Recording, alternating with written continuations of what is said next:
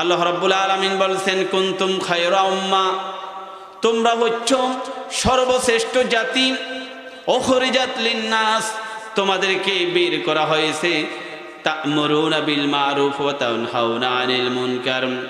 উখরিজাত লিন্নাস, তোমাদেরকে বের করা হয়েছে। তা'মুরুনা বিল মারুফ ওয়া তানহাউনা আনিল মুনকার, তোমরা মানুষকে ভালো কাজের আদেশ করবে, অন্যায় এবং অসৎ কাজ গর্হিত কাজ থেকে মানুষকে পরহেজ করবে। আল্লাহর নবী বলেন মান রাআ মিনকুম মুনকারান ফালিয়ুগাইয়িরহু বিয়াদিহি ফাইন লাম ইস্তাতি' ফাবিলিসানিহি ফাইন লাম ইস্তাতি' ফাবিকলবিহি যালিকা আদাফুল ঈমান। আমার প্রিয় উম্মতেরা শোনো, তোমার সম্মুখে যখন কোনো অন্যায় কাজ হবে, যদি তোমার পক্ষে সম্ভব হয় হাত দিয়ে প্রতিহত করো। হাত দিয়ে প্রতিহত করতে গিয়ে যদি আক্রান্ত হওয়ার যদি সম্ভাবনা থাকে, তাহলে তুমি জবান দিয়ে প্রতিবাদ করো, মুখ দিয়ে প্রতিবাদ করো। মুখ দিয়ে কথা বললেও যদি সমস্যা হয়, তাহলে তুমি তোমার অন্তরে অন্তরে পরিকল্পনা করো কিভাবে দেশ এবং জাতিকে এই খারাপ কাজ থেকে বিরত রাখা যায়। আল্লাহ রাব্বুল আলামিন বলেন কুনতুম খায়রা উম্মাহ, তোমরা হচ্ছ সর্বশ্রেষ্ঠ জাতি। তাহলে বোঝা গেল আমরা সর্বশ্রেষ্ঠ, এ কথা আমাদের না, আমাদেরকে সর্বশ্রেষ্ঠ বানিয়েছেন তিনি কে? আল্লাহ। আর একটু জোরে বলুন আল্লাহ। জবান ছেড়ে দিয়ে একটু বলুন তো, আমরা নিজেরা শ্রেষ্ঠ হয়েছি না আমাদেরকে শ্রেষ্ঠ বানানো হয়েছে? আমাদেরকে শ্রেষ্ঠ বানানো হয়েছে। আল্লাহ রাব্বুল আলামিন তিনি আদমকে সৃষ্টি করে আল্লাহ রাব্বুল আলামিন সমস্ত মালাইকাদেরকে নির্দেশ দিলেন, আল্লাহর যত ফেরেশতা আছে সমস্ত ফেরেশতাদেরকে নির্দেশ দিলেন, ও ফেরেশতারা তোমরা সবাই আমার আদমকে সিজদা করো। ইয়াসজুদুনা কুল্লুহুম, সমস্ত ফেরেশতারা আদমকে সিজদা করলো। এবার বলুন তো, সমস্ত ফেরেশতারা আদমকে সিজদা করার কারণে শ্রেষ্ঠত্ব কি মালাইকা ফেরেশতার হয়েছে না আদমের হয়েছে? আদমের হয়েছে। আল্লাহ বলেন আমি আদমকে সর্বশ্রেষ্ঠ বানিয়েছি। এবার আল্লাহ রাব্বুল আলামিন বলেন শোনো, আদম আলাইহিমুস সালাম যে তিনার সম্পর্কে বলা হচ্ছে তোমরা তার সন্তান, আমি তোমাদের আব্বুকে যেভাবে সম্মানীয় করেছি তেমনি ভাবে আমি আল্লাহ তোমাদেরকেও সম্মানীয় করেছি। কুনতুম খায়রা উম্মাহ। এবার বলেন তোমরা আদমের সন্তান হিসাবে আমিও তোমাদেরকে সম্মানীয় করেছি। ওয়ালাকাদ কাররামনা বানি আদম, আদমের সমস্ত সন্তান তোমরা আল্লাহর কাছে, আমি আল্লাহর কাছে সমস্ত মাখলুকাতের ভিতরে সম্মানীয়। একটু আওয়াজ দিয়ে বলেন সুবহানাল্লাহ। এবার এই শ্রেষ্ঠত্বের ভিতরে ডোনাল্ড ট্রাম্প পড়ে যায়। 17 বছর পর্যন্ত যার কুপরামর্শে, যার নির্দেশে এদেশের আলেমদেরকে হত্যা করা হয়েছিল, বারবার নির্বাচিত 3 বারের প্রধানমন্ত্রী বেগম খালেদা জিয়াকে দীর্ঘদিন পর্যন্ত জেলখানার ভিতরে আবদ্ধ রাখা হয়েছিল। চট্টগ্রামের সিংহ পুরুষ সালাউদ্দিন কাদের চৌধুরীর মতো মানুষকে জোর করে আইনের মাধ্যমে বেআইনিভাবে ফাঁসির কাস্টে ঝুলিয়ে দেওয়া হয়েছিল। এদেশের হাজারো কোটি মানুষের হৃদয়ের স্পন্দন আল্লামা দেলওয়ার হোসাইন সাইদি সাহেবকে জেলখানার ভিতর থেকে বের করে হাসপাতালের ভিতরে গিয়ে ইনজেকশন দিয়ে যাকে পরিকল্পিতভাবে হত্যা করল। এই শ্রেষ্ঠত্বের ভিতরে মোদি পড়ে যায়। ওই গুজরাটের কসাই নরেন্দ্র মোদিও এই শ্রেষ্ঠত্বের ভিতরে পড়ে যায়। আল্লাহ রাব্বুল আলামিন এবার ওই নরেন্দ্র মোদিকে শ্রেষ্ঠত্বের আসন থেকে বাদ দিয়ে বলতেছেন, এবার তোমরা যারা বর্তমানে উম্মতে মুহাম্মদী আছো, তারা ওখওয়াতে দ্বীনী আছো, তোমরাই হচ্ছ আমি আল্লাহর কাছে সর্বশ্রেষ্ঠ। সুবহানাল্লাহ। ওয়াকাযালিকা জাআলনাকুম উম্মাতান ওয়াসাতান লিতাকুনু শুহাদা আলান নাস, তোমাদেরকে আমি শ্রেষ্ঠত্ব বানিয়েছি, শ্রেষ্ঠত্বের মর্যাদা দিয়েছি। পৃথিবীতে যত মানুষ আসবে, যত নবী আছে, যত নবীর উম্মত আছে, আমি আল্লাহ রাব্বুল আলামিন ও নবীর উম্মত শোনো, আমি তোমাদেরকে সমস্ত উম্মতের উপর, সমস্ত নবীর উপর সর্বশ্রেষ্ঠ দান করেছি। সুবহানাল্লাহ। শুধু তাই নয়, আল্লাহর কাবার চাইতে উম্মত তোমাদের মর্যাদা বেশি, আল্লাহর আরশের চাইতে উম্মত তোমাদের মর্যাদা বেশি। সুবহানাল্লাহ কন্যা। এবার অনেকে বলবেন, হুজুর, যে বাইতুল্লাহকে তাওয়াফ করার উদ্দেশ্যে কোটি কোটি মানুষ প্রতি বছর বাইতুল্লাহতে জমা হয়, একসাথ হয়, সে বাইতুল্লাহর চাইতেও কি আল্লাহর একজন মুমিন বান্দার দাম বেশি নাকি? যে আরশের উপর মহান রব আছেন, ওই আরশের চাইতেও মুহাম্মাদের নবীর, মুহাম্মাদে আরবি, তার নবীর শ্রেষ্ঠত্ব বেশি নাকি? এবার বলুন তো, যেদিন কিয়ামত হবে সেই দিনও কাবা তাওয়াফ চলবে? সুবহানাল্লাহ কোন।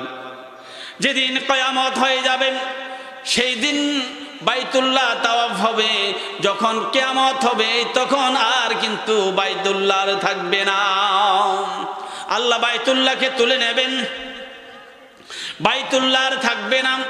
কি জন্য তুলে নেবেন? কারণ বাইতুল্লাহ যাদের জন্য তৈরি করা হয়েছে, ওই বাইতুল্লাহর তাওয়াফকারী যখন আর কেউ থাকবে না, তখন বাইতুল্লাহর আর দাম থাকবে না।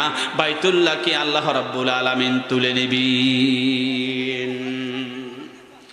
সুতরাং এত মর্যাদা দিলেন আল্লাহ রাব্বুল আলামিন, এত মর্যাদা দিলেন আল্লাহ রাব্বুল আলামিন উম্মতে মুহাম্মাদীকে। উম্মতে মুহাম্মাদী মুমিনের মর্যাদা বেশি নাকি কাবার মর্যাদা বেশি?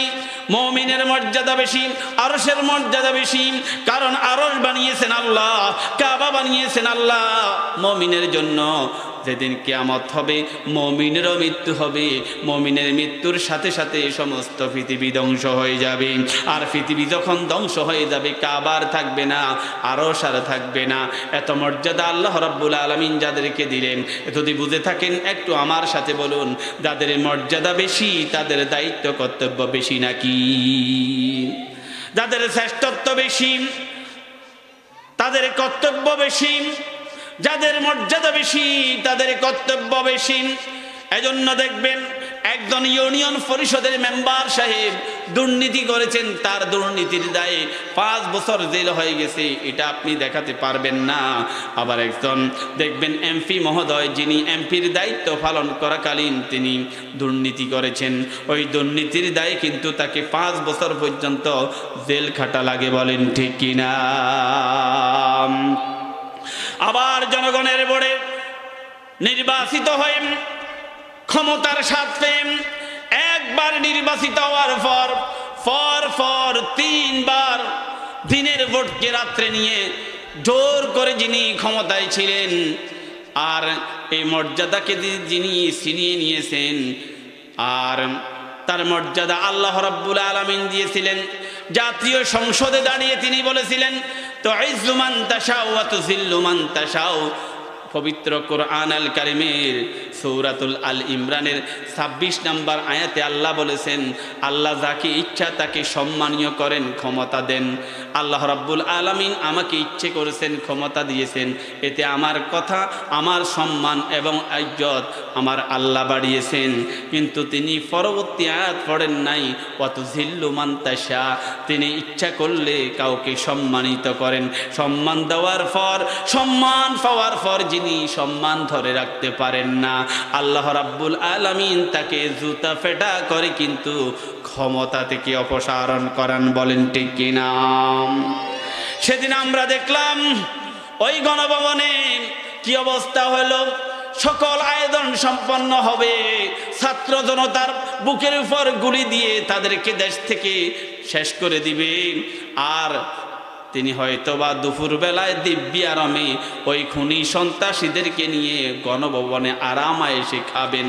এজন্য রান্না করা খাবারটাও তার ছিল, কিন্তু আল্লাহ রাব্বুল আলামিন এমনভাবে ধরলেন ওই রান্না করা খাওয়ারও তার ভাগ্যে জুটল না। আল্লাহ হয়তো এরকম করেছেন, তুমি রান্না বান্না করবে কিন্তু তুমি খেতে পারবা না, জগন্নাথ ইউনিভার্সিটির ছাত্ররা খাবে। রান্না করলো কে আর খেলো কে, এর দ্বারা বোঝা যায় তো ইজ্জু মান তাশা ওয়া তুযিল্লু মান তাশা। আল্লাহ রাব্বুল আলামিন ইজ্জতের মালিক, সম্মানের মালিক, ইজ্জতের মালিক, সম্মানের মালিক। ইজ্জত দেওয়ার পর, সম্মান দেওয়ার পর যদি ইজ্জত এবং সম্মানের যথাযথ ব্যবহার না করে, যিনি ইজ্জত দিয়েছেন তিনি আবার লাঞ্ছিত করার ক্ষমতা তার আছে কিনা? আর একটু জোরে বলেন, আর একটু জোরে বলেন। ওয়া উম্মাত কুনতুম খায়রা উম্মাহ উখরিজাত লিন-নাস তা'মুরুনা বিল মা'রুফ ওয়া তানহাউনা আনিল মুনকার। তোমাকে বুঝতে হবে তোমার শ্রেষ্ঠত্বের মর্যাদা আমি আল্লাহ তোমাকে এই জন্য দিয়েছি। দুইটি কর্মসূচি তোমার জীবনের সাথে থাকা লাগবে। একটা হচ্ছে তা'মুরুনা বিল মা'রুফ ওয়া তানহাউনা আনিল মুনকার, মানুষকে তুমি ভালো কাজের আদেশ দিবে, অন্যায় এবং অসৎ কাজ থেকে মানুষকে ফিরাইয়া রাখবি। শ্রেষ্ঠত্ব রাখার জন্য তোমার দায়িত্ব হচ্ছে দুটি। একটি হচ্ছে মানুষকে ভালো কাজের প্রতি আহ্বান করবা। নামাজ পড়া ভালো কাজ, রোজা রাখা ভালো কাজ, হজ করা ভালো কাজ, যাকাত দেওয়া ভালো কাজ, এটা ফরজিয়ত কাজ। এই কথা যারা বলে তাদের কোনোদিন কোনো সমস্যা হয় না বন্ধু। এজন্য এই কাজগুলা আমাদের সমাজে ব্যাপক প্রচলন আছে। আমাদের সমাজের এমন এমন ইমাম আছে, তিনি দেখবেন 60 বছর পর্যন্ত মসজিদে খুতবা দিয়েছেন। এলাকার মানুষেরা শ্রদ্ধা এবং সম্মান ভক্তি এমন ভাবে করেছেন, আমাদের হুজুর 60 বছর পর্যন্ত মসজিদে খুতবা দিয়েছেন, কোনোদিন তিনি রাজনীতি করেন নাই। আমাদের হুজুর 60 বছর পর্যন্ত মসজিদে খুতবা দিয়েছেন। সমাজে সুদের ব্যাপক প্রচলন ছিল, সুদের বিরুদ্ধে হুজুর কথা বলেন নাই। বিয়ে বাড়িতে জানার আড্ডাখানা চলছে, হুজুর কোনোদিন চোখ তুলে তাকান নাই। বরং রাত্রিবেলায় যখন ডেস্ক সেটের আওয়াজ হয়েছে, অশ্লীল অশ্রাব্য গানের আওয়াজ হয়েছে, হুজুর কম্বল মুড়ি দিয়ে ঘুমিয়েছিলেন, সমাজের কোনো দিকে তিনি তাকান নাই। হুজুরের পাশে থেকে ইসলামী আন্দোলন করার অপরাধে, আল্লাহর এই জমিনে আল্লাহর দ্বীন কায়েম করার কর্মসূচি পালন করার অপরাধে একজন মজলুম ছেলেকে ধরে নিয়ে গেছে। হুজুরের সামনে থেকে একবারও প্রতিবাদ করেন নাই। ছেলেটা বারবার হুজুরকে বলেছে, হুজুর গো, আপনি তো জানেন আমি তো আপনার পিছনেই তো নামাজ আদায় করি, আমি তো কোনো সন্ত্রাসী কার্যকলাপের সাথে জড়িত নাই। হুজুর আপনি আমাকে একটু বাধা দেন, এদের হাত থেকে আমাকে বাঁচান, এরা যদি আমাকে ধরে নেয় কিন্তু জীবিত রাখবে না। হুজুর নিজের জীবনটাকে বাঁচিয়ে একবারের জন্য ওই সন্ত্রাসী অস্থিতিশীলকারী ব্যক্তিদেরকে একবারের জন্য অনুরোধ করলেন না, সাথে সাথে দরজাটা বন্ধ করে তিনি ঘরে চলে গেলেন।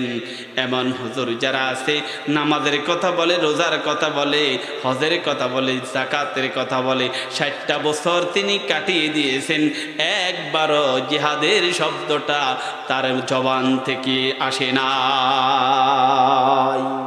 জিহাদের কথা বলেন নাই একবারও, ইকামতে দ্বীনের কথা তিনার জবান থেকে আসে নাই। সবাই সার্টিফিকেট দিল, হুজুরের মতো ভালো মানুষ একজনও নাই। এরকম হুজুর আমাদের দেশে আছে না নাই? আর একটু জোরে বলেন, আর একটু জোরে বলেন। ও বন্ধু, আল্লাহ বলেন কুনতুম খায়রা উম্মাহ উখরিজাত লিন-নাস তা'মুরুনা বিল মা'রুফ ওয়া তানহাউনা আনিল মুনকার। আমার মানে হলো করো, নাহি মানে হলো করো না। আল আমরু হুয়াল কাউলুল কাইলি লিগাইরি আলা সাবিল ইস্তিলাই ইফআল। যে ব্যক্তি নিজেকে বড় মনে করে অন্যকে করো এই আদেশ দেওয়ার ক্ষমতা রাখেন, তিনাকে বলা হয় আমর, তিনাকে বলা হয় ফাইল। আমরুহু আল আমরু ওয়াল কাউলুল কাইল লিগাইরিস সাবিল আলাল ইসতিলাই লা তাফআল। যে ব্যক্তি নিজেকে বড় মনে করে অন্যকে কোনো কাজে বাধা সৃষ্টি করে বলে খবরদার এই কাজটি তুই করতে পারবি না, তাহাকে বলা হয় মুনকার, তাহাকে বলা হয় নেহি। আমর একটা, আরেকটা হচ্ছে নেহি। আমর এবং নেহির ক্ষমতা হলো নিজেকে ক্ষমতাধর বলে অন্যকে কোনো কাজ করতে আদেশ করা, আবার অন্যকে নিষেধ করা, এটাকে বলা হয় আমর এবং নেহি। বন্ধু, আজ আমাদের সমাজে, আমরা যেই সমাজে বসবাস করি, একটু বলুন তো এই সমাজে মদ চলে কি চলে না? চলে। আর একটু জোরে বলেন। এই সমাজে জুয়া চলে কি চলে না? চলে। এই সমাজে চুরি চলে কি চলে না? এই সমাজে ডাকাতি চলে কি চলে না? এই সমাজে জেনার বাজার আছে কি নাই? আছে। এবার বলেন, আমি আপনাদেরকে এখন বলবো খবরদার, এখন থেকে কেউ মদ পান করবেন না। একজন ইয়াবা ব্যবসায়ী হাত ধরে বলতেছেন, হুজুর আমি যদি মদের ব্যবসা করি আপনি কি করতে পারবেন? আপনারা সবাই বলবেন হুজুর দোয়া করবেন, আমরা কোনো দিন মদ পান করব না।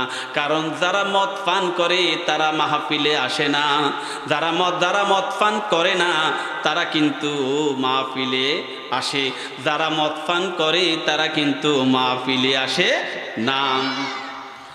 মাহফিলে আসেন ভালো মানুষগুলা, যারা নামাজ আদায় করে, রোজা রাখে, হজ করে, যাকাত দেয়, মদের সাথে সম্পৃক্ত নাই ইল্লা মাশাআল্লাহ, সবাই মাহফিলে আসে। সুতরাং ওয়াজ যাদের জন্য প্রয়োজন তারা মাহফিলে আসে না, যাদের জন্য ওয়াজ ছাড়াই হেদায়েত মসজিদে চলে যায় তারাই কেবল মাহফিলে আসে। ইল্লা মাশাআল্লাহ, দুই একজন ব্যতিক্রম থাকতে পারে, তবে অধিকাংশ এরকম। বলেন ঠিক কিনা? এখন আমি আপনাদেরকে বলবো, আপনারা কেউ মদ পান করবেন না। এবার ভিতর থেকে বলা শুরু হয়ে যাবে, হুজুর আপনি কি আমাদের সম্পর্কে ধারণা নাই? আমাদের চেহারার দিকে তাকান, আমাদেরকে কি মদখোর বলে মনে হয় নাকি? আমরা তো মদ পান করি না। ওই পাশে থেকে রাস্তা থেকে একজন আওয়াজ দিল, হুজুর আমি মদ খাইছি, আমার বাবা খাইছে, উত্তরাধিকার সূত্রে আমিও খাই, পরবর্তী জেনারেশনও খাবে। একজন বলল, হুজুর এটা উত্তরাধিকার সূত্রে ব্যবসায়ী আমরা, বাবা ব্যবসা করেছে, আবার ছেলে ব্যবসা করেছি, আবার আমিও করি, সপরিবারে করি, স্ত্রীকে দিয়েও করাই। এমন ফ্যামিলি আছে না নাই? আছে। দারুণ ব্যবসা। এই ব্যবসা ফকিন্নির মতো ব্যবসা, একবার যে নামে এত ব্যবসা এত সফল সে আর উঠে না। এবার বলা হলো, হুজুর আমি যদি মদ খাই আপনি কি করবেন? দাঁড়িয়ে গেলেন। আমি বললাম, হুজুর আপনি মদ খান, আমি কি করতে পারবো? আমি তো আমর নই, আমি তো কার্যনির্বাহী আদেশকর্তা নয়। আমি আপনাকে বলবো আপনি খাবেন না, আপনি যদি খান তাহলে আমার কি? ওয়াজ করব আর মাহফিলের টাকা নিয়ে চলে যাব, আপনাকে তো বাধা দেওয়ার ক্ষমতা আমার নাই। তাবলিগ জামাত থেকে আসলো, মুরিদদেরকে বলল, আমি সাহেব তার মাহমুদদেরকে বলল, খবরদার তোমরা জেনা করবা না, জেনা করবা না। এক মুরিদ বলতেছে, হুজুর তাবলিগ জামাতে আসছি, জেনা করতে করতে অভ্যাস হয়ে গেছে, আমি যদি জেনা করি আপনি আমার কি করবেন? আমি সাহেব বললেন, এটা হচ্ছে শরীয়তের নির্দেশ, আমি তোমাকে নির্দেশ দিলাম, কিন্তু কার্যনির্বাহী ক্ষমতা তো আমার নাই, তুমি যদি জেনা করো আমার কি? আমি 40 দিনের জন্য তাবলিগে এসেছি, তাবলিগ থেকে আমি বাড়ি চলে যাব। পীর সাহেব তার মুরিদদেরকে বলল, খবরদার চুরি করবা না, খবরদার ডাকাতি করবা না। মুরিদেরা এবার বলল, হুজুর ডাকাতি করে ধরা পড়ে গেছি, সেখান থেকে বাঁচার জন্য তাবলিগে আসছি। এরকম ব্যক্তি আছে না নাই? আর একটু জোরে কন। হুজুর ডাকাতি মামলার আসামি হই তাবলিগে আসছি, এখন যে ব্যবসা ধরে ফেলেছি, এবার বলেন তো আমি সাহেব বলেন তো, ফি সাহেব বলেন তো, আমি যদি ডাকাতি করি আপনি আমার কি করতে পারবেন? এবার ফি সাহেব বলছেন, না না না, আমি তোমার কিছু করতে পারবো না, তুমি যদি ডাকাতি করো আমার কি? আমি তোমাকে বলছি তুমি যদি ছেড়ে দাও তাহলে ভালো হবে, আর ছেড়ে না দিলে তোমার দায়িত্ব আমি নিতে পারবো না। এবার বলুন, এবার আমাকে একটু আওয়াজ করে বলুন তো, মদ খাওয়া হালাল কি হারাম? সবাই একটু জোরে বলেন। মদ খাওয়া জায়েজ না না জায়েজ? মদ খেলে শরীয়তের বিধান আছে না নাই? যারা মদ পান করবে তাদেরকে 80টা বেত্রাঘাত করো, এটা কোরআনে আছে না নাই? এবার বলেন, যারা জেনা করবেন, অবিবাহিত অবস্থায় যদি জেনার সাথে সম্পৃক্ত হয় তাকে বেত্রাঘাত করো, তাকে ফিটাও, শরীয়তের হদ তারপর জারি করো, এটা শরীয়তে আছে না নাই? যারা বিবাহিত অবস্থায় কোন নারীর সাথে পরক্রিয়া করবে এবং যারা কোন নারীর সাথে অবৈধ কাজে সম্পৃক্ত হবে তাদেরকে বুক পর্যন্ত মাটির সাথে গেড়ে প্রস্তর নিক্ষেপ করে হত্যা করো। আয-যানিয়াতু ওয়াজ-যানি, এটা কোরআন না হাদিস? এটা কোরআনের নির্দেশ কি নাম? আর একটু জোরে বলেন, এটা কোরআনের নির্দেশ কি নাম? অবশ্যই কোরআনের নির্দেশ। এবার বন্ধু আমি আপনাকে বলবো, আমি আপনাকে বলি, আপনারা যারা আজকে আমার মাহফিল শুনছেন, আমি আপনাকে বলি, আল্লাহর কোরআনে 14 হাত কাটার কথা বলেছেন, মদ খেলে 80টা বেত্রাঘাতের কথা বলেছেন, জেনা করলে পাথর নিক্ষেপ করে হত্যা করার কথা বলেছেন। এটা কোরআনের নির্দেশ। যে কোরআনে আকিমুস সালাতের কথা বলেন, নামাজ কায়েমের কথা বলেছেন, ওই নামাজ কায়েমের কথা হুজুররা বলে। যেই কোরআনে মদ খেলে 80টা বেত্রাঘাতের কথা বলা হয়, জেনাকার এবং জেনাকারিনীকে প্রত্যক নিক্ষেপ করে হত্যা করার কথা বলা হয়, মদ পান করলে 80টা বেত্রাঘাত কথা বলা হয়, এই কথা ওয়াজ আমাদের সমাজে চলে না, বলেন ঠিক কিনা? আমাদের সমাজ থেকে এখন এগুলা উঠে গেছে। বন্ধু এখন যদি আমি আপনাকে বলি, আল্লাহ যদি আপনাকে ধরেন, বলেন তো আমার এই বিধানগুলা কোরআন শরীফে আসিল, তুমি তোমার জীবনে বাস্তবায়িত করছো কিনা? আমরা কি আল্লাহর কাছে জবাবদিহি করার কোনো ক্ষমতা আমাদের আছে নাকি? কিন্তু বন্ধু ওই যে পীর সাহেব বলল মদ পান করলে, ওই যে চুরি করলে তোমার কি আমার কি? আমার ফিরগিরি যাবে না, আমি শুধু তোমাকে নসিহা করে যাব। তাবলীগ জামাতের আমির সাহেব বললেন ডাকাতি করলে তোমার কি? আমি তো চিল্লা শেষ করে বাড়িতে চলে যাব। যিনি মদ পান করলেন তিনি বললেন মদ পান করলে আপনার কি? আমি বলবো আমার কি, আমি তো আজ শেষে বাড়িতে চলে যাব। কিন্তু আল্লাহর কাছে এই কথা দিয়ে পার পাওয়া যাবে না। আল্লাহ বলেন মদ পান করলে 80টা বেত্রাঘাতের পরিবেশ সৃষ্টি করার জন্যই আমি তোমাকে প্রেরণ করেছি। জেনা করলে হত্যা করতে হবে, বিবাহিত অবিবাহিত জেনা করলে শরীয়তের বিধান কায়েম করার মতো পরিবেশ সৃষ্টি করার জন্য আমি তোমাকে প্রেরণ করেছি। চুরি ডাকাতি বন্ধ করার জন্য, যারা অভাবের চোর করবে, যারা অভাবের চুরি করবে, অভাবে যদি কেউ যদি চুরি করে তাহলে সংশ্লিষ্ট ইউনিয়ন পরিষদের মেম্বার সাহেবকে প্রথমে ধরা হবে। ইসলামী স্টেট যখন কায়েম হবে, আল্লাহর এই জমিনে আল্লাহ দিন যখন কায়েম হয়ে যাবে, রাষ্ট্রে যখন কোরআন দিয়ে যখন শাসন হবে, ওই কোরআন যখন সংবিধান হয়ে যাবে, কোরআন অনুযায়ী যখন দেশ চলবে, যে রাষ্ট্রে কোরআন হবে সংবিধান, যে রাষ্ট্রে কোরআন দিয়ে দেশ চলবে, ওই রাষ্ট্রের যিনি গ্রামের প্রতিনিধি হবেন, যিনি মেম্বার হবেন, চেয়ারম্যান হবেন, তার এলাকায় কেউ যদি চুরি করে, এবার বলুন তো এই সোনাপুরেও চুরি আছে না নাই? আপনাদের এলাকায় মনে চুরি নাই? তো কথা বলছেন না কেন? এই সোনাগাজীতে গরু চোর আছে না নাই? ছাগল চোর আছে না নাই? রিলিফ চোর আছে না নাই? গম চোর আছে না নাই? এবার কান খুলে শুনুন, রাষ্ট্রে যদি কোরআন চলে যায়, যে কোরআন দিয়ে সংসদ উদ্বোধন হয়, সেই কোরআন শরীফ দিয়ে, যেই কোরআন দিয়ে সংসদ উদ্বোধন হয়, সেই সংসদের ভিতরে মমতাজের মতো পাগলির গান চলছিল কিনা? আর একটু জোরে বলেন, সেই সংসদে মদের আইন পাশ হয়েছিল কিনা? সেই সংসদে মজলুম আলেমদেরকে বিভিন্ন ট্যাক্স দিয়ে আইনের মাধ্যমে বিচার বহির্ভূতভাবে ফাঁসির কাস্টে ঝুলিয়ে হত্যা করেছিল কিনা? ইসলামী সরকার বলতেছেন, যদি রাষ্ট্রে যদি আইন হয়, যদি সংবিধান যদি কোরআন হয়, তাহলে কারো অধীনে যদি চুরি হয়, এই সোনাপুরে যদি চুরি হয়, সর্বপ্রথম ইসলামী সরকার তার মেম্বারকে আহ্বান করবে, মেম্বার সাহেব আপনার যে চোর ধরা পড়েছে তাকে ইনভেস্টিগেশন করুন, সে কি অভাবের কারণে চুরি করেছে না স্বভাবের কারণে চুরি করেছে। যদি অভাবের কারণে চুরি হয়, মেম্বার সাহেবকে কেন্দ্রীয় সরকার ধরবেন। আপনি দায়িত্ব পালন করাকালীন ওই চোরকে, ওই চোর ওই তো প্রকৃত চোর, ওই প্রকৃত চোর নয়, কারণ অভাবের কারণে চুরি করেছে, কারণ তার ঘরে চাউল ছিল না, ছেলেরা কান্না করেছে, রাতের অন্ধকারে সন্তানদেরকে বুঝ দিতে পারে নাই, এজন্য আরেকজনের তালা কেটে সাটার উল্টায়া এক বস্তা চাউল চুরি করে নিয়েছে। মেম্বার সাহেব ও তো অভাবের কারণে চুরি করেছে, গরিব মানুষ। সর্বপ্রথম এই জন্য আপনি আল্লাহর কাছে ক্ষমা চান, ওই ব্যক্তির কাছে ক্ষমা চান এবং তার ওই পরিবারের ভরণ পোষণের ব্যবস্থা করুন। কেন্দ্রীয় সরকার, ইসলামী সরকার এই নির্দেশ দিবে।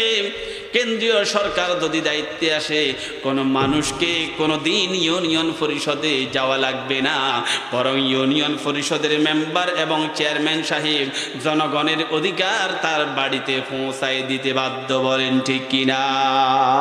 যেমনিভাবে পৌঁছিয়ে দিয়েছেন খলিফা সাইয়েদনা ওমর রাদিয়াল্লাহু তাআলা আনহু, রাষ্ট্রীয় দায়িত্ব গ্রহণ করলেন।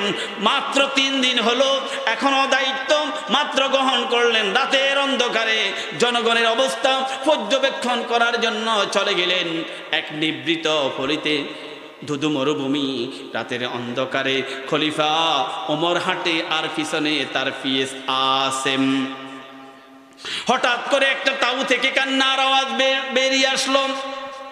খলিফা ওমর থেমে গেলেন, আসেমকে বললেন চুপ, এ তাঁবুর ভিতরে কি হয় দেখি, কান্নার আওয়াজ আসতেছে কেন? দুইজন থেমে গেলেন আর দেখলেন দুইজন বাচ্চা শিশু কান্না কাটি করছে, আর মা যেন একটা আগুন জ্বলতেছে হাঁড়ির ভিতরে কি দিয়ে নাড়তেছিল। খলিফা ওমর আওয়াজ দিয়ে ভিতরে ঢুকলেন, বাচ্চারা কান্না করছে একদিকে, আর মা সেইখানে কি যেন দিয়ে হাঁড়ির ভিতরে সে নাড়াচাড়া করতেছে। এবার খলিফা ওমর জিজ্ঞেস করতেছে, আপনার বাচ্চারা কাঁদে কেন? বলতেছেন, ও প্রতীক আপনি কি? আমি জানি না, শুনেছি আজকে 3 দিন নতুন সরকার ক্ষমতা আসছে, অথচ আমার ঘরে বাচ্চাদেরকে মুখে দেওয়ার মতো কোনো খানা নাই, আমার বাচ্চাগুলো অভুক্ত, ঘরে কোনো খাবার নাই তাদের মুখে তুলে দেব। এই যে হাড়ির ভিতরে যা দেখছেন এটা হলো কঙ্গরের টুকরা, এগুলা দিয়ে আমি অভিনয় করছি যাতে করে খাওয়ার জিনিস মনে করে এক সময় কান্না ভুলে যাবে, এরা ঘুমিয়ে যাবে। খলিফা 1 মিনিটও দেরি করলেন না, সেখান থেকে প্রস্থান করলেন, বাইতুল মালের গোডাউনে চলে গেলেন। বাইতুল মালের প্রহরীকে রাতের অন্ধকারে জেগে তুললেন আর বললেন, আসেম এবার এই ময়দার বস্তাটা তুমি খলিফা ওমরের মাথার উপর তুলে দাও। আসেম বলছেন, আমিরুল মুমিনিন, আপনি দুনিয়াতে থাকতে জান্নাতি বান্দাদের অন্তর্ভুক্ত মুহাম্মদুর রাসূলুল্লাহ, আপনাকে বলেছেন আপনি জান্নাতি, আপনি রাসূলুল্লাহ সাল্লাল্লাহু আলাইহি সাল্লামের সাথে ছিলেন, আপনি আমিরুল মুমিনিন, আপনি রাষ্ট্রের প্রধানমন্ত্রী, প্রেসিডেন্ট, আমি আপনার পিএস। সুতরাং আমি বেঁচে থাকতে আপনি ময়দার বস্তা মাথায় নেবেন সেটা কোনোদিন হতে পারবে না, আপনি ময়দার বস্তাটা আমার কাছে তুলে দিন। খলিফা ওমর বলতেছেন, 3 দিন পর্যন্ত রাষ্ট্রের দায়িত্ব পালন করাকালীন আমার রাষ্ট্রের ভিতরে একজন একজন মা তার সন্তানদের সাথে প্রতারণা করছে, সন্তানরা খাওয়ার পাচ্ছে না, সন্তানদেরকে বুঝ দেওয়ার জন্য মা কষ্টের পর কষ্ট করছে। আমি প্রধানমন্ত্রী প্রেসিডেন্ট থাকাকালীন তাদের খোঁজ খবর নিই নাই। কাল কিয়ামতের ময়দানে আমাকে আল্লাহর কাছে জবাবদিহি করতে হবে, তুমি আসেমকে লাগবে না। আসেম কথা বাড়িও না, ওই ময়দার বস্তা আমার মাথায় তুলে দাও। এবার আসেম ময়দার বস্তাটা খলিফা সাইয়েদনা ওমর রাদিয়াল্লাহু তাআলা আনহুর মাথায় তুলে দিলেন। ওই ময়দার বস্তা নিয়ে তিনি বাড়িতে চলে গেলেন, ওই দিন তাঁবুতে চলে গেলেন। একেবারে রাতের শেষ ভাগ হয়ে গেল, এবার তিনি সেখানে গেলেন। আসেম ময়দার বস্তাটা খলিফার মাথা থেকে নামালো, আর সেখানে ওমর নিজে সেখানে আটা দিয়ে খামির তৈরি করে, নিজে রুটি তৈরি করে, আবার সেগুলা থেকে ওই বাচ্চাদেরকে খাওয়ায়া ক্ষুধা নিবারণ করে। ওই মায়ের কাছে বলছেন, মা আপনি আমাকে ক্ষমা করে দিবেন, সময় মতো আমি ওমর আপনার কাছে আসতে পারি নাই। এটাই হওয়ার কথা ছিল, এটাই হওয়ার কথা ছিল ইসলামী স্টেট যখন কায়েম হবে। কিন্তু আজ খলিফা ওমর যেই ময়দার বস্তা মাথায় নিয়ে জনগণের দ্বারে চলে গেল, কিন্তু আমরা দেখছি বিগত 17 বছরে যারা ক্ষমতা পেয়েছেন ময়দার বস্তা ঠিক মতো নিজেদের কাছে তুলছেন, কিন্তু জনগণের ঘর নয়, নিজেদের ঘরে। বলেন ঠিক কিনা?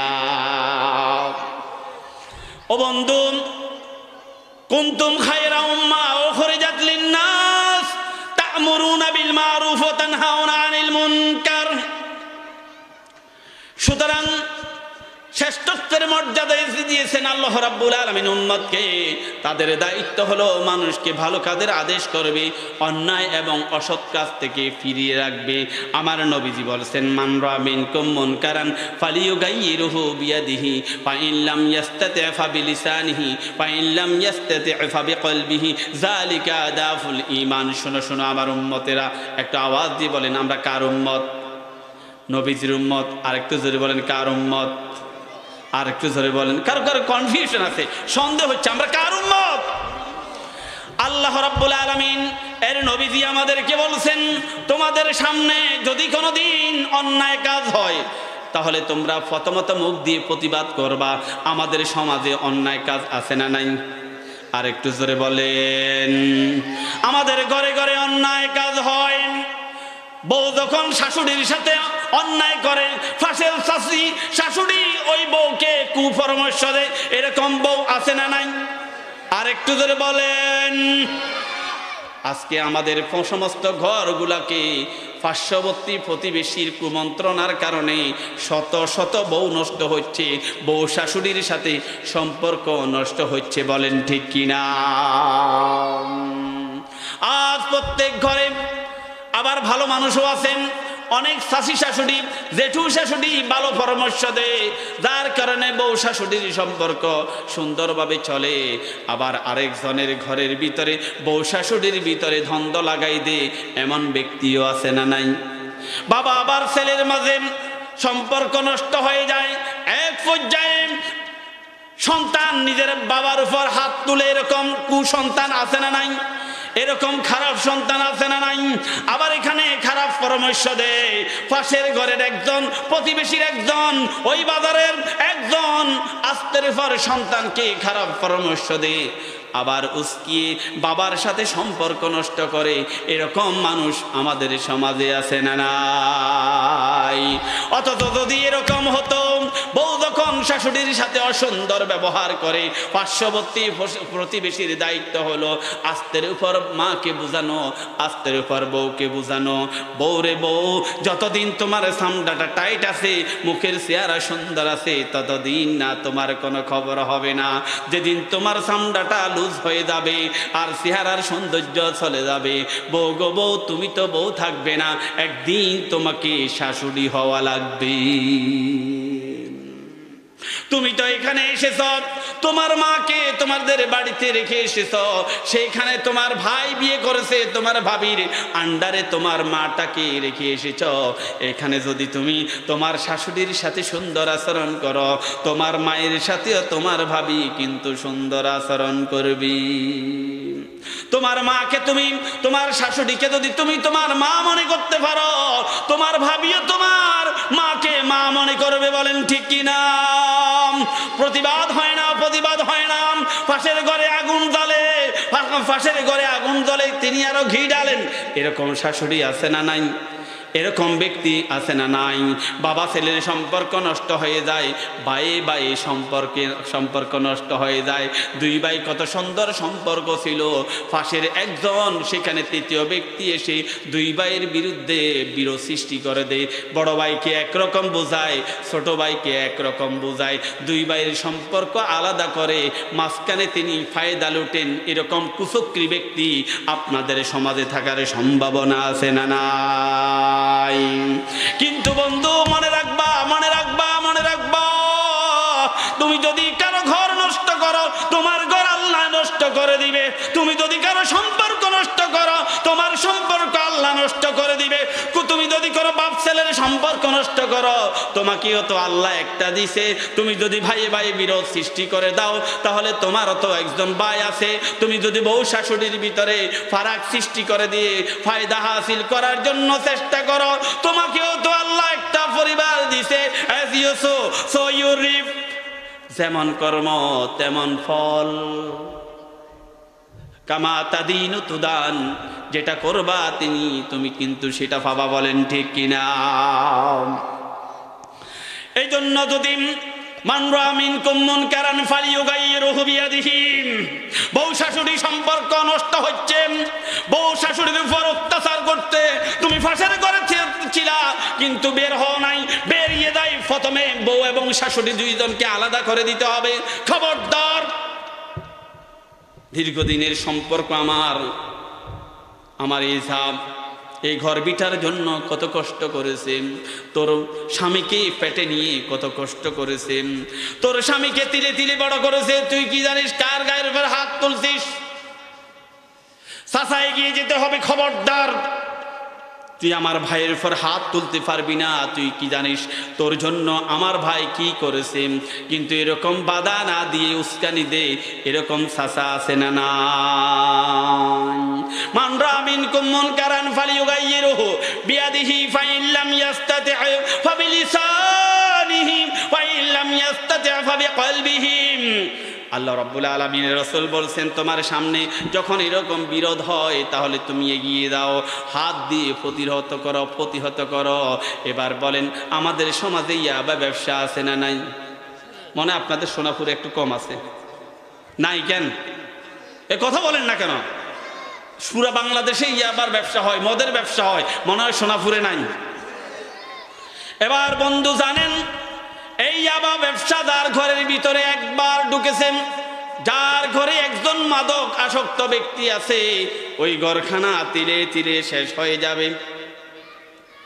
এখন যারা রাজনৈতিক দলের নেতা আছেন, আমাদের সমাজে এখন ইয়াবার ব্যবসা এখন রমরমাম, কারণ যিনারা বন্ধ করবেন তিনারাই ব্যবসা করেন। বলেন ঠিক কিনা?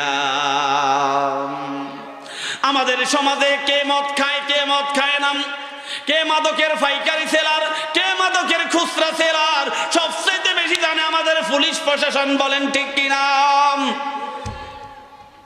একজন থানার ওসি, তিনি সব কিছু জানেন কারা ইয়াবার ব্যবসা করে, যারা মদের ব্যবসা করে। একজন থানার ওসি সবটাই জানেন। বলেন ঠিক কিনা? তার চাইতেও জানেন আমাদের সমাজে সচেতন লোকগুলাম। এখন ধরেন আমাদের সমাজে যখন ইয়াবার যখন ব্যবসা হয়, যখন মাগরিবের নামাজের পর হয়, রিক্সা করে, ভ্যানে করে, বিভিন্ন আচরণ দিয়ে মুখটাকে ডেকে নির্দিষ্ট বাড়ি থেকে ইয়াবা ট্যাবলেট নিয়ে যায়, নির্দিষ্ট দোকান থেকে ইয়াবা ট্যাবলেট নিয়ে যায়। এরকম দোকান সোনাপুরে দুই একটা থাকার সম্ভাবনা আছে না নাই? আমরা অনেকে টিপ্পনি কাটি, মদ খেলে অমুকের ছেলে খায়, ইয়াবা খেলে অমুকের ছেলে খায়, আমার ছেলেটাও ভালো আছে, আমার ঘরটাও ভালো আছে। এরকম আছে না? যে নষ্ট হলে তো আরেকজনেরটা হচ্ছে, আমারটা তো ভালো আছে। মনে রাখবা বন্ধু, মনে রাখবা, যেই সমাজের ভিতরে ইয়াবার ব্যবসা হয়, যেই সমাজের ভিতরে মদের ব্যবসা হয়, ওই সমাজ দিন দিন শেষ হয়ে যায়। আমাদের সমাজে আজকে ইয়াবার ব্যবসার চাইতে, ইয়াবাতে মানুষ যত আসক্ত, তার চাইতে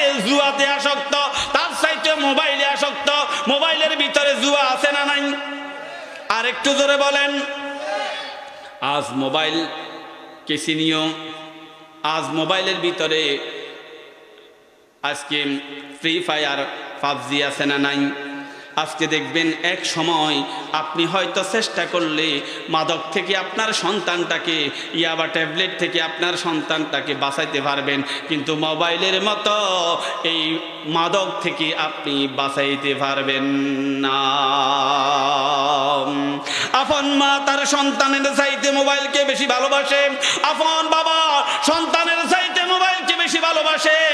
সন্তান যদি আধা ঘন্টা 1 ঘন্টা নিজের সামনে না থাকে টের পায় না, কিন্তু মোবাইল যদি 2 মিনিটও নিজের কাছে না থাকে সে টিকতে পারে না।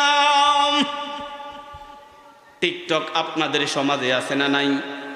আর একটু জোরে বলেন। মাও টিকটক করে, বাবাও টিকটক করে, মেয়েও টিকটক করে, ভাইও টিকটক করে। এই রকম টিকটকময় ফ্যামিলি আমাদের সমাজে এখন একটা না বুড়ি বুড়ি করে পৌঁছে গেছে। টিকটকময় লাইফ। আল্লাহর নবী বলেন, তোমার হাতটাকে ভালো রাখতে হলে তাহলে তুমি যখন রাতে ঘুমাবে তখন এশারের পরে কথা বলাটা মাকরুহ। নবীজি এশারের পরে ঘুমিয়ে যেতেন আর তাহাজ্জুদের নামাজের জন্য দাঁড়িয়ে যেতেন।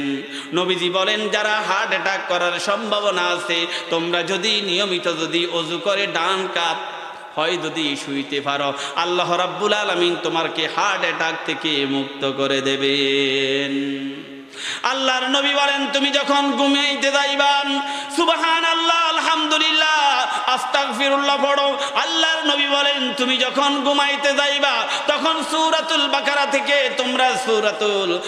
থেকে আয়াতুল কুরসিটা তিলাওয়াত করো। আল্লাহর নবী বলেন, তুমি যখন ঘুমাইতে যাইবা সূরাতুল বাকারার শেষ 2 আয়াত তোমরা তিলাওয়াত করে ঘুমাও। ওযু অবস্থা ঘুমাইবা, আর রাত্রে উঠে সারা দিনের মানুষ যত তোমার উপর অন্যায় করেছে ঘুমানোর আগে সবাইকে মাফ করে দিবা। আর যদি আমল যদি তোমার কাছে থাকে তাহলে তুমি সবার আগে আল্লাহর জান্নাতে পৌঁছে যাবা। কিন্তু বন্ধু, এখন আমরা উল্টাটা হয়ে গেল। ঘুম যাওয়ার সময় কিসের ওযু?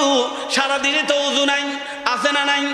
মুয়াজ্জিন সাহেব তাকে বারবার 5টা বার আল্লাহর কণ্ঠে আহ্বান করলো, এরে যুবক, এরে তরুণ, আমি আল্লাহ তোকে সৃষ্টি করেছি, 24টা ঘন্টা তোরে দিছি, আমি তোমাকে দৈনিক 5 বার আহ্বান করছি, মাত্র 1 ঘন্টা 1 ঘন্টা আমাকে তুই সিজদা কর, বাকিটা তুই তোর কর্মময় জীবন গড়। 5 বার মুয়াজ্জিনের কণ্ঠে আযান দিল, 5 বার মুয়াজ্জিনের কণ্ঠে আযান দিয়ে তাকে আহ্বান করা হলো, একবার মসজিদে আসলো না। এরকম ব্যক্তি আমাদের সমাজে আছে না নাই? এমন গর্ত আছেন আল্লাহ 30 দিনের একবার ফজরের সময় দরজা খুলে না। ওই ঘরের ভিতরে বাবাও ঘুমায়, মাও ঘুমায়, বোনও ঘুমায়, ভাইও ঘুমায়। যাদের উপর নামাজ ফরজ হলো একজন মহান রবকে সিজদা করলো না, এরকম ব্যক্তি আমাদের সমাজে আছে না নাই? আছে। আল্লাহ রাব্বুল আলামিন কিয়ামতের ময়দানে, হাসরের ময়দানে আল্লাহ উত্তরিত হয়ে বলবেন, আনাল মালিক, আমি তোদের মালিক।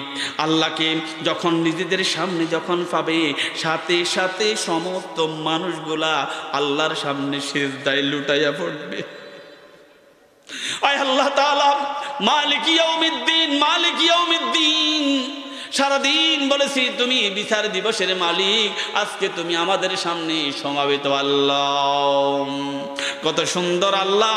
আল্লাহকে দেখে মানুষ সিজদাতে লুটিয়ে যাবে, সমস্ত মানুষ সিজদায় পড়ে যাবে। হুজুর বলতেছেন, তাওবিলাতুন তাওবিলাতুন তাওবিলা, এমন সিজদা দিবে তারা আর মাথা তুলতে চাইবে না। আল্লাহর নবী সাল্লাল্লাহু আলাইহি ওয়াসাল্লাম বলেন, এইভাবে কতকাল চলে যাবে সিজদা অবস্থায়। এবার আল্লাহ বললেন, ইয়া গোলাম ইরফা রাসাক সালতুতা, আমার গোলামেরা এবার তোমরা ওঠো, আজকে সিজদা করা লাগবে না, আজকে আমার ইন্টারভিউতে তোমরা পাস করে ফেলেছো, হাসরের ময়দানে যারা আজকে তোমরা আমাকে সিজদা করেছো তোমাদের কোনো হিসাব লাগবে না, হিসাব ছাড়া তোমরা জান্নাতে চলে যাও, তোমাদের কোনো হিসাব লাগবে না, হিসাব ছাড়া জান্নাতে চলে যাও। এরাম আল্লাহকে সিজদারত অবস্থায় আছেন। আল্লাহর নবী বলেন সেদিন আল্লাহর সামনে অনেকে দাঁড়িয়ে থাকবে, বারবার সিজদা দেওয়ার জন্য চেষ্টা করবে। যে আল্লাহ তিনাকে সিজদা করার জন্য দুনিয়ার জমিনে মেরুদণ্ডটাকে নরম করে দিয়েছেন, ওই আল্লাহ সেদিন যারা দুনিয়াতে থাকতে আল্লাহকে সিজদা করে নাই, সেদিন আল্লাহ মেরুদণ্ডটাকে সোজা করে দেবেন। যারা দুনিয়াতে থাকতে আল্লাহকে সিজদা করে নাই, আল্লাহ রাব্বুল আলামিন হাসরের ময়দানে তাদের মেরুদণ্ডের হাড়কে সোজা করে দিবেন। তারহাকুহুম দিল্লাহ, বারবার তারা চেষ্টা করবে মালিককে সামনে রেখে সিজদা করার জন্য। একবারের জন্য আমার নবীজি বলেছেন তাদের মেরুদণ্ডের হাড় সেদিন তারা বাঁকা করতে পারবে না। يتساءلون عن المجرمين ما سلككم في سقر قالوا لم نك من المصلين। এজন্য আল্লাহ রাব্বুল আলামিন বলেন জাহান্নামীদেরকে যখন জিজ্ঞেস করবে কেন তোমরা জাহান্নামে আসলে, তখন তারা বলবে আমরা জাহান্নামে আসলাম এই জন্যে আমরা দুনিয়ার জমিনে মুসল্লি ছিলাম না। আমার যুবকেরা এবং তরুণেরা যারা আজকে মাহফিলের প্যান্ডেলে আছেন, আপনাদের দুটি পায়ে পড়ি, আপনারা একটু আমাকে ওয়াদা দিতে পারেন নাকি যে মালিক আমাকে আপনাকে সিজদা করার জন্য অনুমতি দিলেন। এখন তো আমাদের শক্তি আছে, এখন আমাদের সামর্থ্য আছে, একবার যদি মালিককে ডাক দেন মালিক 70 বার জবাব দেবে। এই যৌবনকাল যদি মালিককে উপহার দিতে পারেন, আমার নবীজি বলেন সাবআতুহুম ইউযিল্লুহুমুল্লাহু ফি ইয়াওমা লা যিল্লা ইল্লা যিল্লুহু ওয়া শাবুন নাশা ফি ইবাদাতিল্লাহ। যুবকেরা তরুণরা শুনুন, একবার যদি এখন মসজিদে যে এই যৌবনটা মালিককে উপহার দিতে পারেন, আমার মালিক বলছেন হাসরের ময়দানে সূর্য যেদিন মাথার সামনে চলে আসবে, জমিনটা যেদিন তামা হয়ে যাবে, যারা এই জমিতে এই যৌবনকাল আল্লাহকে দিবে, হাসরের ময়দানে সূর্যের তাপ তাদের শরীরে লাগবে না। এই যৌবনকাল যারা আল্লাহকে দিবেন, তারা ঘুম থেকে ওঠার সাথে সাথে কবরের পাশে জান্নাতের গাড়ি চলে যাবে। ওই জান্নাতি গাড়ি করে হাসরের ময়দান থেকে তারা সরাসরি আল্লাহর আরশের সামনে চলে আসবে। যেমনি ভাবে প্রচন্ড রোদ 51 ডিগ্রি সেলসিয়াস স্টার লাইনে উঠে আপনি যখন ঢাকা থেকে যখন ফেনী আসেন, এসি বাসেন, চতুর্দিকে প্রচন্ড রোদ, মানুষ জমিনে দাঁড়াতে পারে না, রাস্তায় দাঁড়াতে পারে না। ঢাকা থেকে ফেনী আসলেন, এসির গাড়ি ভিতরে থাকার কারণে আপনি টের পান নাই। তেমনি ভাবে আল্লাহ রাব্বুল আলামিন, আপনি আল্লাহকে সিজদা করার কারণে আল্লাহ এমন খুশি হয়ে যাবেন, আল্লাহ রাব্বুল আলামিন আপনি কবর থেকে উঠতে দেরি, আল্লাহ কবরের কাছে গাড়ি পাঠিয়ে দিবেন, ওই কবর থেকে ওই জান্নাতি গাড়ি আপনাকে সরাসরি আল্লাহর মেহমানখানায় নিয়ে যাবে। সে আল্লাহকে যৌবন দিতে রাজি আছেন কিনা? সবাই বলেন সে আল্লাহকে এই যৌবনটা দিতে রাজি আছেন কিনা? কারা কারা রাজি? আল্লাহকে দু হাত তুলে দেখান, একটা হাত তুলে রাখেন। আল্লাহ, আজ থেকে আমরা 5 ওয়াক্ত নামাজ আদায় করব। আল্লাহ বলেন আল্লাহ, আজকে থেকে এই এশারের নামাজ থেকে 5 ওয়াক্ত নামাজ আদায় করব, ভালো কাজে আদেশ করব, অন্যায় এবং অসৎ কাজ থেকে মানুষকে বিরত রাখবো। হাত তুলে রাখেন। এবার বলেন আমার সমাজে কোনো অন্যায় কাজ নিজেও করব না, অপরকেও করাবো না। আমার সমাজকে ইয়াবা মুক্ত রাখবো, জেনা মুক্ত রাখবো, চুরি মুক্ত রাখবো, ডাকাতি মুক্ত রাখবো। আল্লাহ আমার সমাজকে সুন্দর করার জন্য আমি আমার যৌবন কালটা তোমাকে উপহার দেব। আমিন কোন। হাযা মিন আনদি ওয়াল ইলমু ইনদাল্লাহ। আসসালামু আলাইকুম ওয়া রাহমাতুল্লাহি ওয়া বারাকাতুহু।